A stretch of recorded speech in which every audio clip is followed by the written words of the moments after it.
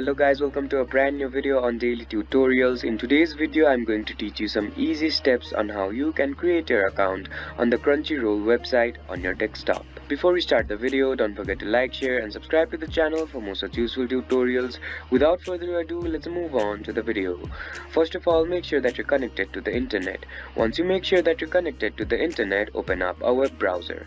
Now, once the web browser is open up on your screen, type in www.crunchyroll.com and hit enter. After the home page of Crunchyroll opens up on your screen, on the top of your screen, on the right hand side, you'll see the login button. Go ahead and click on it. Once you click on the login button, you'll be guided to another page. In this page, you'll find two tabs, the sign up for free account tab and the login tab. For you to sign up or create an account, you'll have to fill in your email address here, your username here, your password here, birthday here, select your gender here, and then click on the create account button.